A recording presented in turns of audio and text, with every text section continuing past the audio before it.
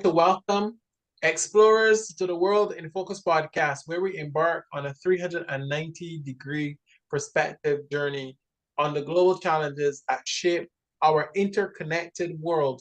I am Professor His Excellency Ambassador Dr. Adrian Daisley, and I'll be your guide today in this interview with a very special guest. We through our conversations we have, so we look at solutions, ideas that influence the course of history, and we also unravel stories. Bem-vindos, exploradores, ao mundo, esse podcast World in Focus, onde embarcamos em uma jornada profunda, oferecendo uma perspectiva de 390 graus sobre desafios globais que moldam o nosso mundo interconectado. Eu sou o professor, embaixador Adrian Daisley, e sou guia através de conversas envolventes que defendem histórias, soluções e ideias que influenciam o curso da história. And today, we are joined by a special guest, Dr. Dato Emmanuel Cabusao. He is a distinguished global leader and a renowned expert in leadership and management with a deep commitment to youth empowerment, humanitarian causes, and the promotion of peace, human rights. He was born in Manila, Philippines, and holds a multifaceted educational background, including a PhD in global development from Theophany International University in the Republic of Haiti. He also holds a PhD in leadership and management from the Global Ministry and Discipleship Institute in Uganda, as the only Filipino dean of the Faculty on a Resilient Philosophy. I think that is something he can also share with us a bit about how he got into this prominent role. He is also holds leadership positions at the Global Honor University. He has made significant contributions to the world of academia and philosophical discourse. Notably, he's been honored with a multiple honorary doctorate degrees from 38 countries, recognizing his expertise in leadership, management, business administration, education, human rights, peace, diplomacy, corporate management, and literature. In his professional capacity, Dr. Cabusao serves as the president and CEO of a private corporation, which I'm sure he will tell us more about as he continues for many, many decades his experience as a top leadership and management expert, global speaker, trainer, and educator of youth and their minds. I see in him a servant leader. He currently holds the position of international chairman at the Natanalaya International Leadership and Peace Council and serves as a president for Asia Pacific. He has so many qualifications, but one of the things that I would like to highlight is how his efforts has impacted young people, because in between 2017 and 2019 alone, he has trained more than 14,215 youth. So, Doctor, thank you so very much for joining us here on the World in Focus podcast. How are you doing? Thank you very much, my dear friend. And it's a great honor to be with you today and to share our thoughts with the people there in Central America and different parts of the world. If this is going to be videotaped and viewed by some of the people later on. I think we've got so many things to share with the people everywhere, especially with the number of years that we have devoted into being a servant pro bono.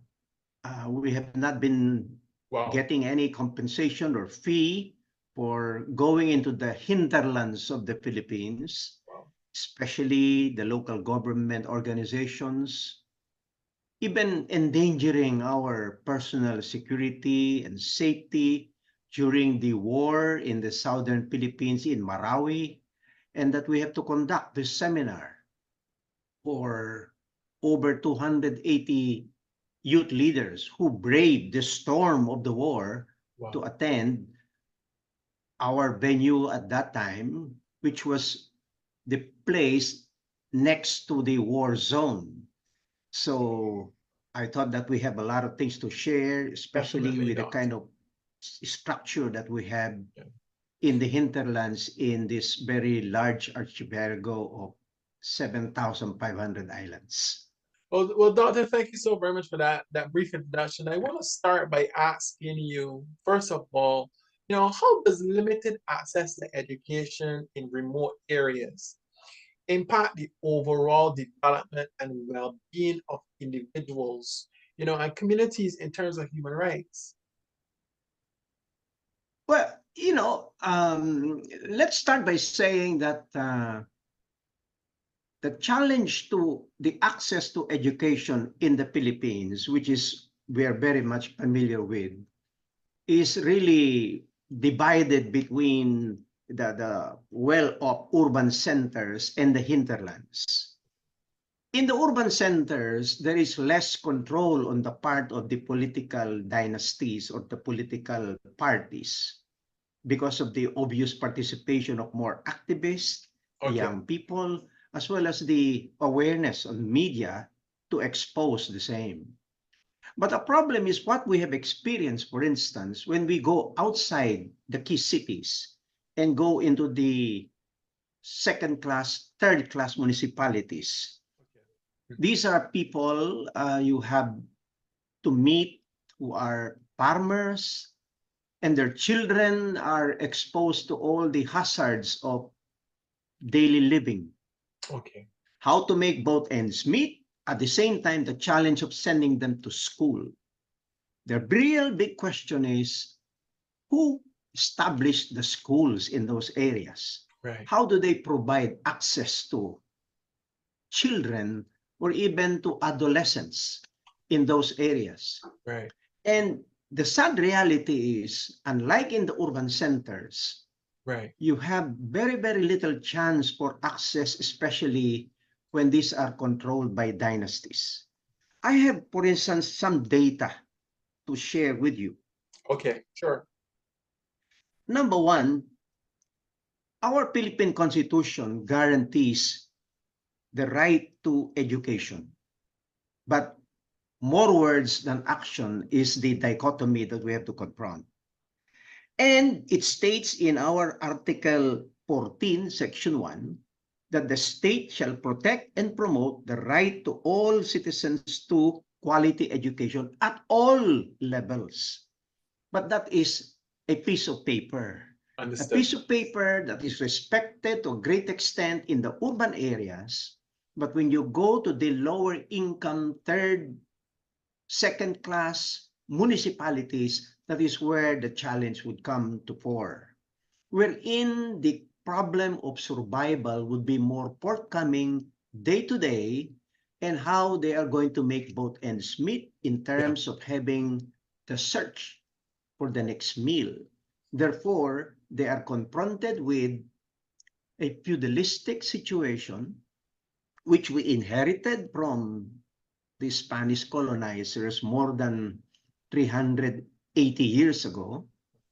And there is the dependence between the big landlord and the small farmers who would be given access to tilling the soil.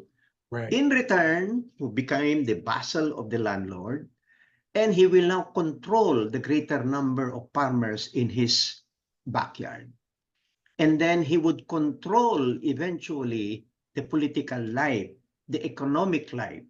I saw that personally when I went to Sultan Kudarat. And the mayor there owns the hotel. The mayor there was struggling to control the public school, which he has the blessing from the higher up because they Wow, are of the same party. understood. And by doing so, in effect, he controls the educational life, the political life, the economic life of the entire rural population. Why does he do that? Because he wants to perpetuate himself Understood. in power. That is the sad reality of places outside the big cities. And the challenge is when do we end this kind of feudalistic relationship? Yeah. When there is the perpetuity of the lowly income families trying to struggle and depend on the landlord, Yes. that they don't have any other choice because they were not given from the very beginning the right for a big share of that land, because that was controlled altogether from the very beginning by the big landlord, who extended his control into the economic and the political life of the people in the area. And Doctor, then, Doctor, unfortunately, the budget for the school would yeah. be controlled by him. I, The I want to hiring of the interject. people. I Yeah, would like to interject, Doctor, to bring some balance to the conversation that you were, so eloquently sharing with us. Um, I would also like to point out that within the context of our society, this conversation of inequality has to be addressed. And what I hear you saying a lot is the stark reality between the classes in our societies who have access to better education, better resources, and you utilizes the power of political pull in order to continue to perpetuate that form of um, you know um, separation. So what I would like to know from you, Doctor, is can you share examples then of successful initiatives or projects that have effectively addressed educational disparities in remote areas? definitely. This is where you have to put in the intervention necessary. This is where we came in effect, because of the lack of access to quality education, even at the primary level and the secondary level.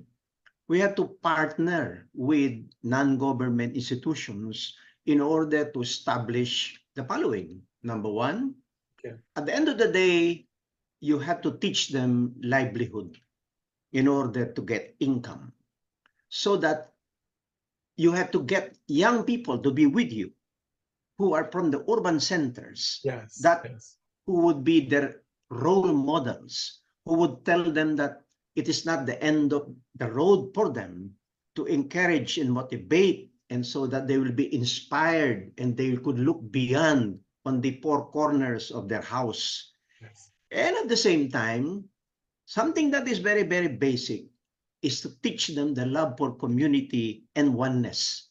In other Interesting. words, Yeah, to be a servant for others, right. because you have to be serving others to be yourself.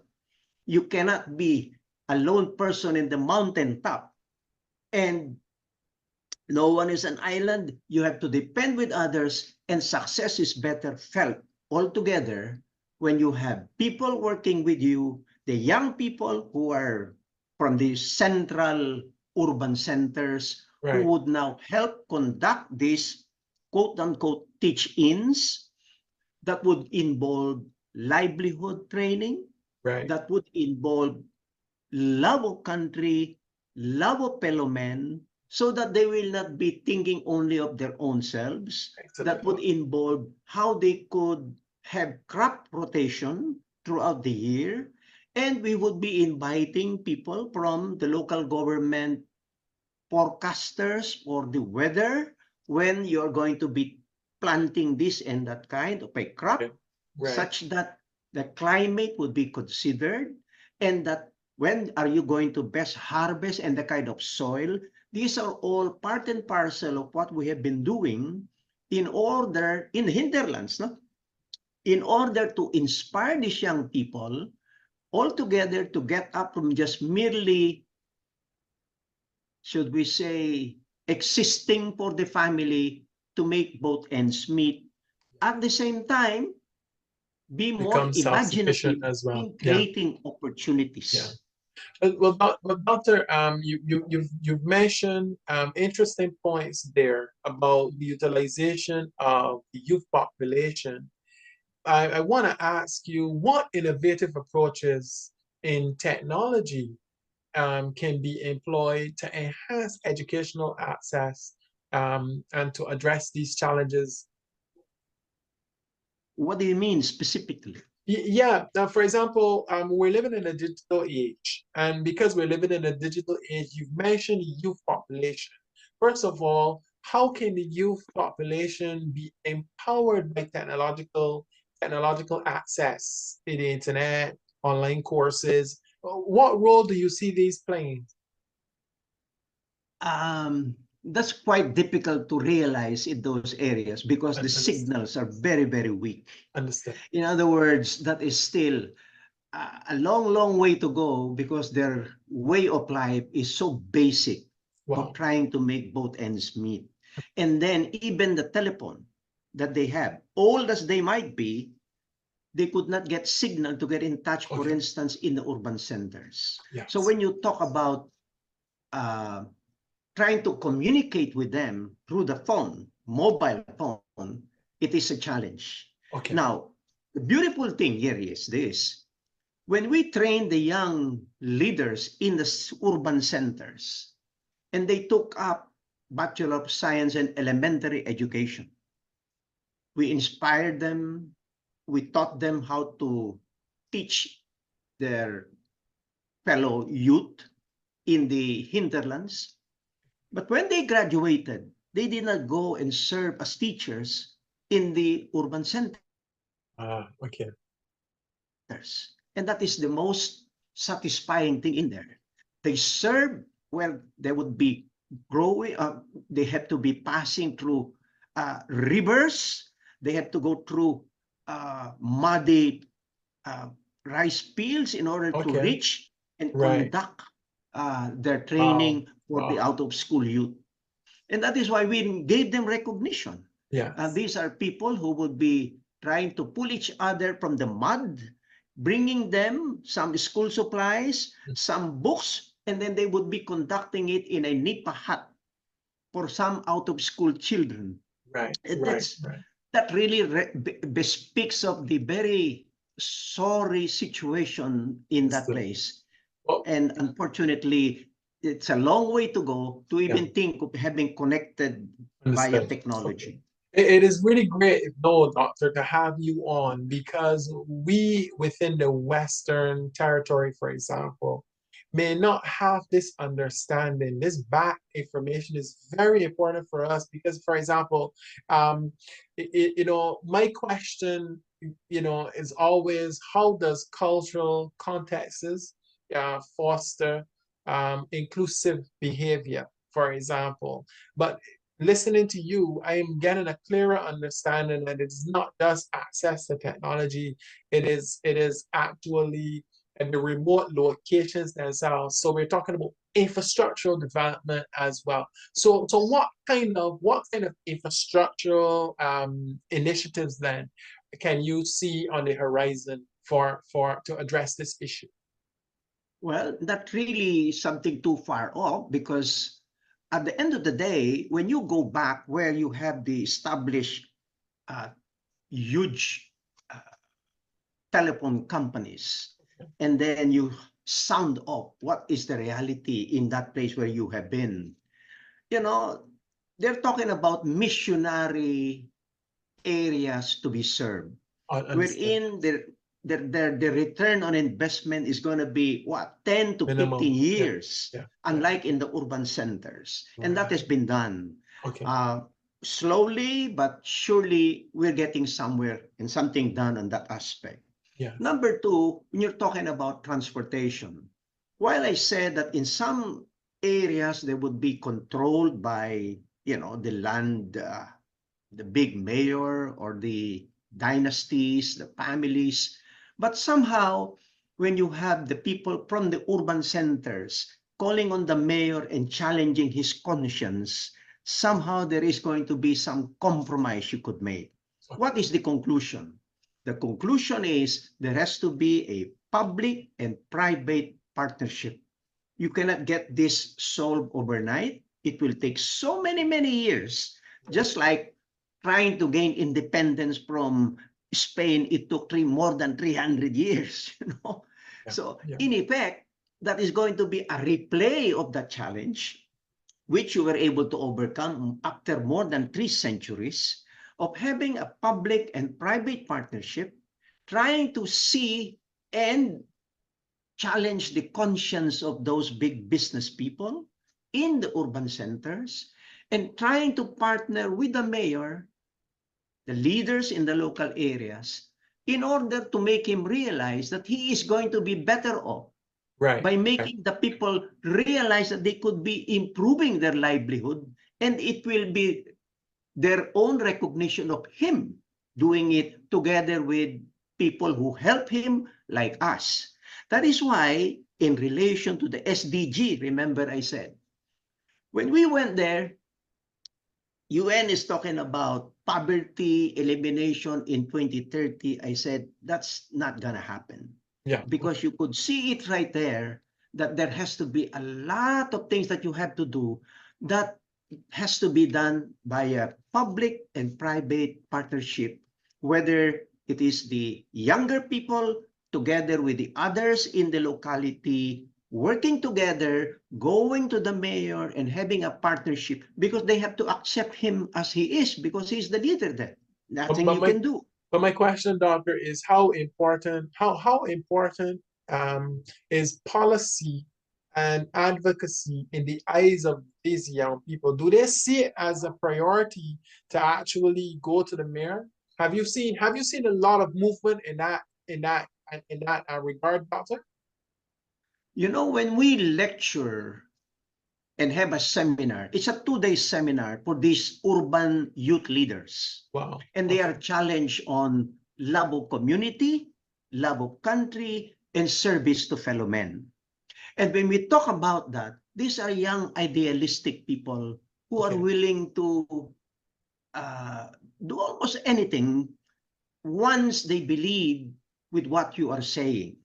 And then once you present the very beauty of living together and working together to make other people happy. As the line said, it is the best that I am happy when I see others happy because of what I have done for him. And this is what we preach all together.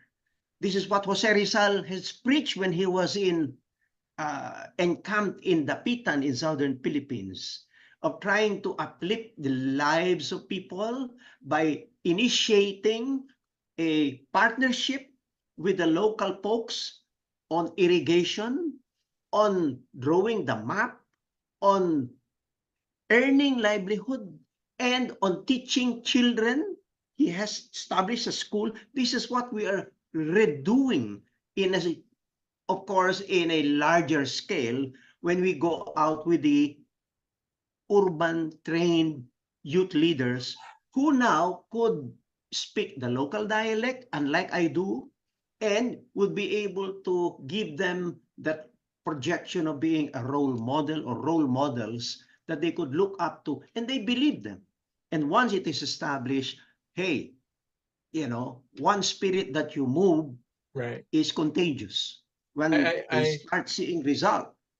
Doctor, I want to give you the final word.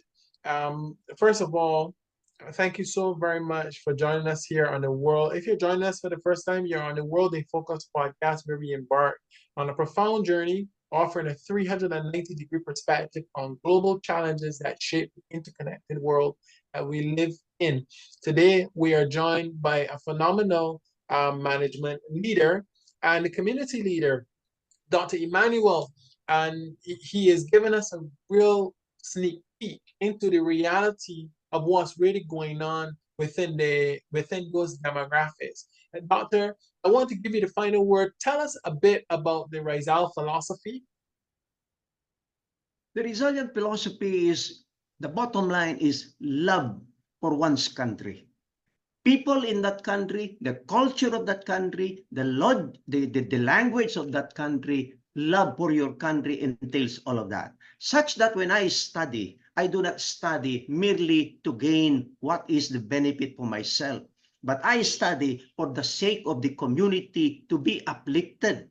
And therefore, that is something that we would like to be endured all together and to be contagious enough for other people to learn. Because that is the philosophy, not only in the Philippines, but all over the world, that we are one big Wow. community who are helping, working together to make this a better place for the future.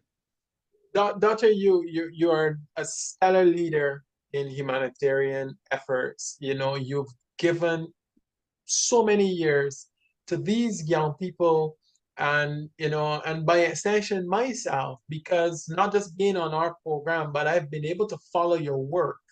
Tell us a bit about your academic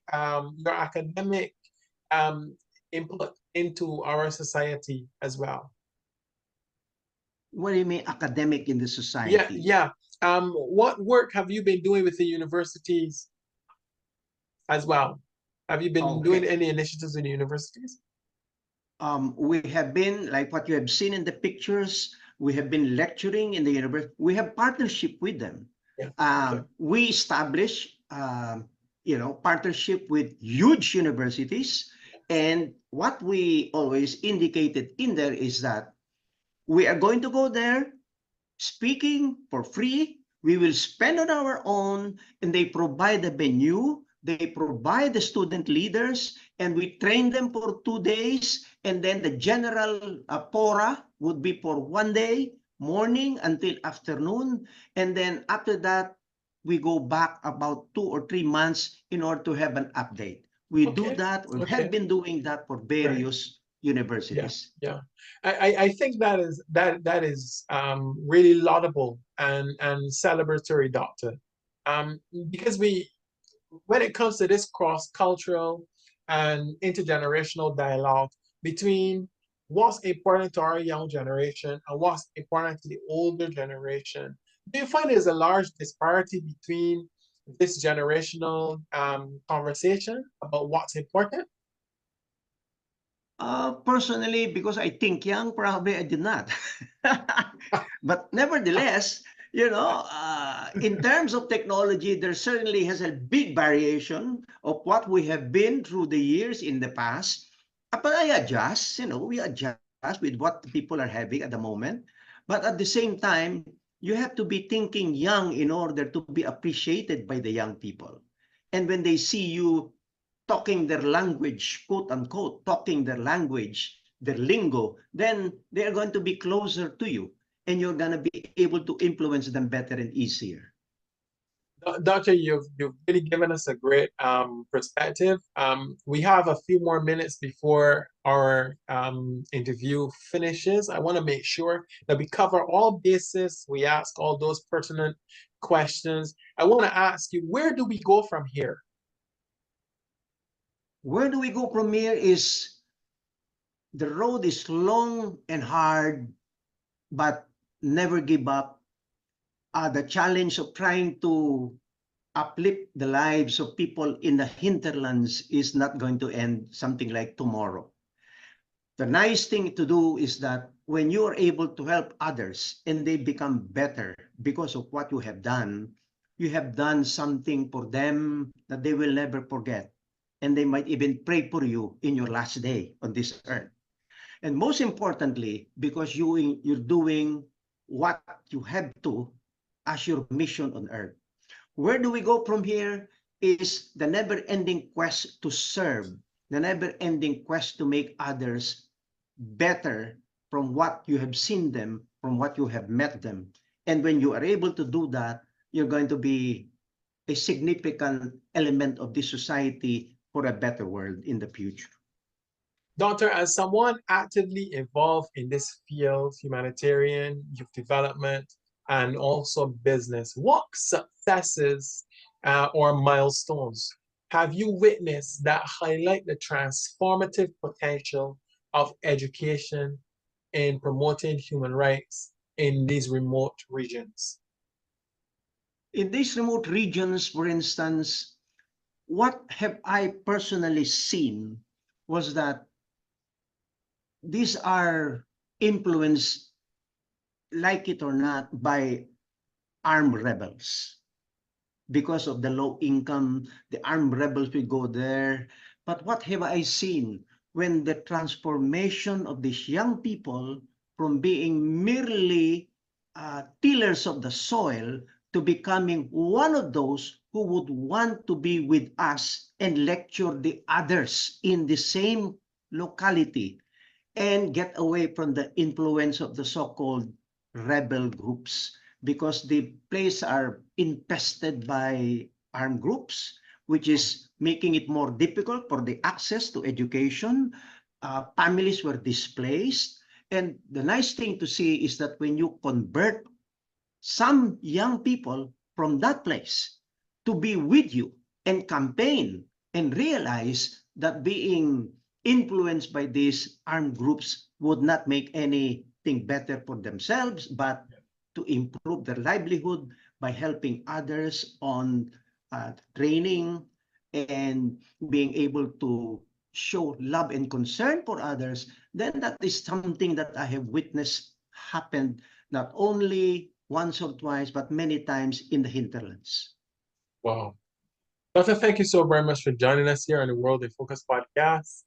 I am His Excellency Ambassador Professor Dr. Daisley, and today we had a very interesting conversation. We looked at conversations concerning the cultural and traditional barriers when advocating for educational access in remote areas. We looked at what kind of solutions can actually come about that can move this world forward. We looked at the resilient philosophy and how that actually plays into this interplay between what can be done and what is actually being done within the Philippines. And we also got a deep insight into the real situation, behind the conflict in the Philippines and why persons are struggling with inequality within the society. And Doctor, I want to thank you very much for joining us here. It really warmed my heart. I've been following your work for 2 years. And you were the second person on the list of persons we had to have on the program, because I think that what you're doing is really, really, really important. And I want to thank you for your service to humanity. And I want to thank you for coming on the program. The final word is yours. Thank you very much. It's an honor for me to be sharing the little that we know, the very, very touching experiences that I encountered so many times, and how people were transformed by sincerity, by love for fellow men, love of country, and how each and everyone could work together and make miracles when there is unity and solidarity. And there you have it, guys. You can see his commitment to servant leadership is evident not in what he says, but actually what he does. And you're on the World in Focus podcast. I am Dr. Daisley. Thank you so very much for joining us today. Thank you so very much, Doctor. Have a wonderful day. You're Thank you. welcome. Thank you as well. Salamat. Salamat. Salama.